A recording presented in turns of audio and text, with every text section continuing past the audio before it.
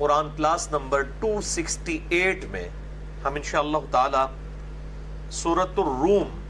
کی آیت نمبر 8 سے آنورڈ انشاءاللہ سٹارٹ کریں گے۔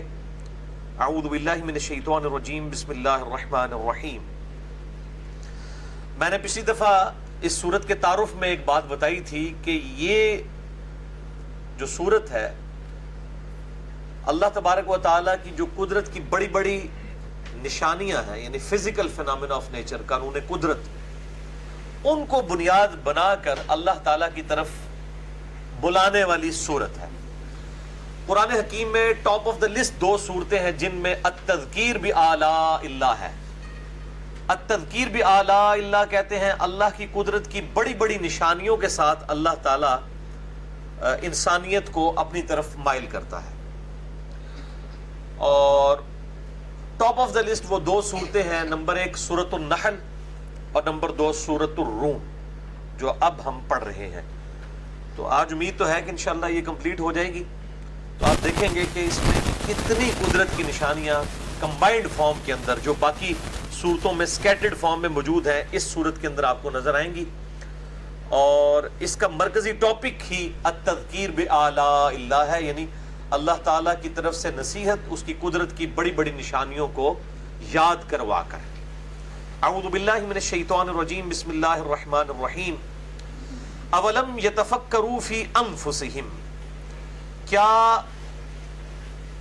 ان لوگوں نے کبھی غور نہیں کیا اپنی جان میں، اپنے جی کے اندر، ما خلق اللہ السماوات والارض وما بینہما الا بالحق، کہ اللہ تعالیٰ نے زمین و آسمان اور جو کچھ ان کے بیچ ہے وہ نہیں پیدا کیا مگر الحق، یعنی با مقصد، پرپزفل، یعنی اس کا ایک مقصد ہے۔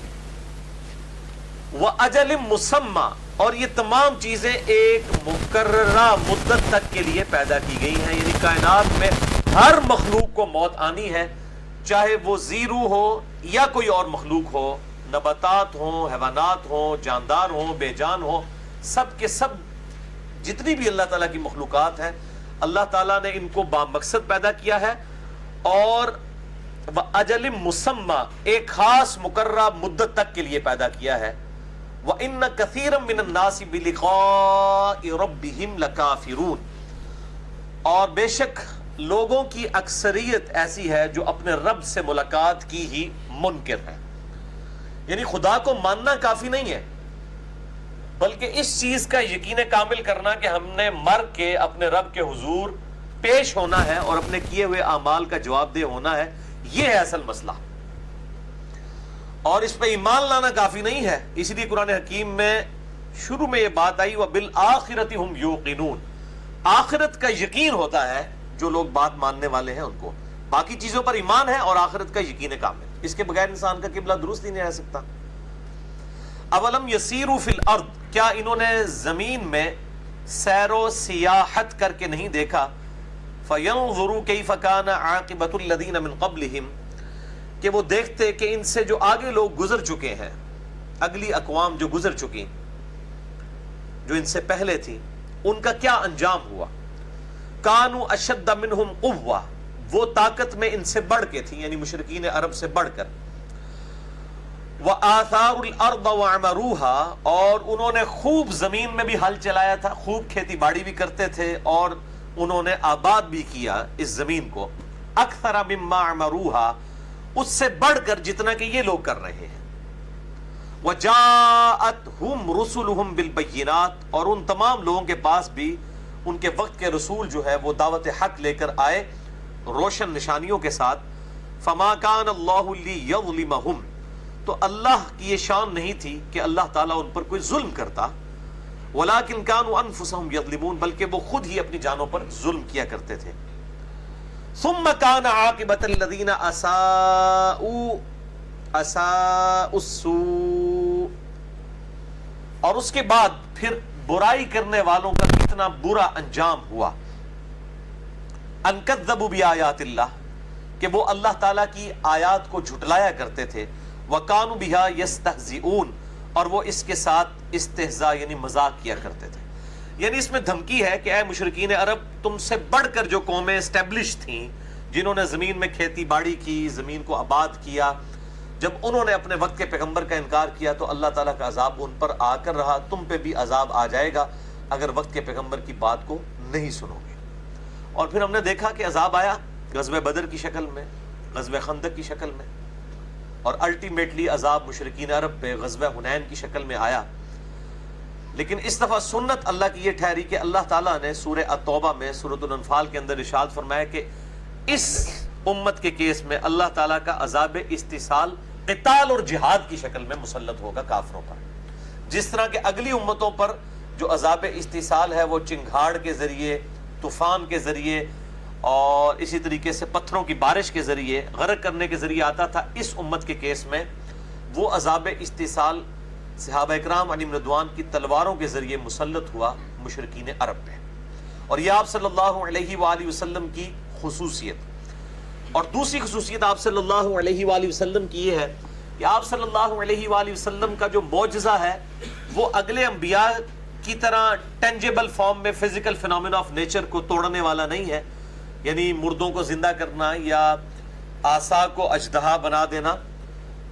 اس قسم کے معجزات آپ صلی اللہ علیہ وآلہ وسلم کے حصی ہیں،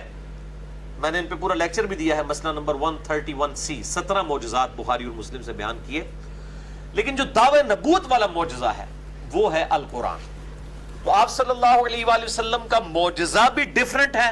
اپنے موڈ کے اعتبار سے، اور آپ صلی اللہ علیہ وآلہ وسلم کے منکرین پر عذاب استحصال کا موڈ بھی بالکل ڈیفرنٹ ہے اگلے انبیاء اکرام علیہ السلام کے منکرین کے برعکس۔ اس لیے میں نے اس پہ لیکچر بھی ریکارڈ کروایا ہے، مسئلہ نمبر 85، قرآن اور قتال ہمارے محبوب صلی اللہ علیہ وآلہ وسلم کی دو خصوصیات۔ ثم كان عاقبة الذين اساءوا السوء ان كذبوا بآيات الله وكانوا بها يستهزئون۔ اللہ يبدأ الخلق ثم يعيده، اللہ ہی ہے جو ابتدا میں چیزوں کو پیدا فرماتا ہے، یہ اللہ تعالیٰ کی کوالٹی ہے، یہ کوالٹی کسی اور کی نہیں ہے۔ اللہ تعالیٰ بدیع السماوات والارض ہے، کریشن ایکس نہیلو کرنے والا، عدم محض سے وجود بخشنے والا۔ جہاں تک تعلق ہے تخلیق کا وہ انسان بھی کرتا ہے، لیکن انسان جو ہے وہ کریشن ایکس نہیلو نہیں کر سکتا، عدم محض سے وجود نہیں کسی چیز کو بخش سکتا۔ کسی درخت کی لکڑی کو کاٹ کے اس سے کرسی یا ٹیبل بنا لیا جائے گا، تخلیق ہے انسان کی، لیکن درخت نہیں کو بنا سکتا۔ یہ کریشن ایکس نہیلو ہے، عدم محض سے وجود بخشنا، کوئی چیز ایگزسٹ نہیں کرتی تھی اس کو پیدا کر دینا، یہ اللہ تعالیٰ کی خصوصیت ہے، اسے کہتے ہیں ابدا۔ بدیع السماوات والارض، موجد ہے زمین و آسمان کا، اور اسی سے وہ لفظ نکلا ہے بدعت۔ بدعت اس کو کہتے ہیں جس کی اصل دین میں موجود نہ ہو، بالکل نئی چیز کو ایجاد کی جائے، وہ دین کے اندر بدعت کا لفظ بھی استعمال ہوتا ہے۔ اللہ یبدأ الخلق، اللہ ہی ہے جو پہلی دفعہ بغیر کسی نقشے کے، بغیر کسی چیز کے ایگزسٹ کیے ہوئے مخلوقات کو پیدا کرتا ہے، ثم یعید، اور پھر دوبارہ بھی پیدا کر دے گا، یعنی مرنے کے بعد جب سب چیزیں ختم ہو جائیں گی، قیامت میں جب ہر چیز فنا ہو جائے گی تو اللہ تعالیٰ دوبارہ سے پیدا کرے گا۔ ثم الیہ ترجعون، اور پھر تمہیں لوٹ کے اسی کی طرف لوٹ کر جانا ہے۔ وَيَوْمَ تَقُومُ السَّاعَةُ يُبْلِسُ الْمُجْرِمُونَ، اور جب قیامت قائم ہوگی تو اس دن پھر مجرموں کی آس ٹوٹ جائے گی۔ یعنی دنیا میں بھی اپنے آپ کو دھوکے دے کر انسان زندگی گزار رہا ہوتا ہے کہ جس طریقے سے یہاں اللہ تعالیٰ نے گیون سرکمسٹانسز بڑے اچھے دیے ہیں، تو امید ہے کہ آئندہ بھی معاملات آسان ہو جائیں گے، اور ہر ایک نے کوئی نہ کوئی امید باندھی ہوتی ہے کسی نہ کسی شخصیت کے ساتھ، کسی نہ کسی ایک خاص عمل کے ساتھ،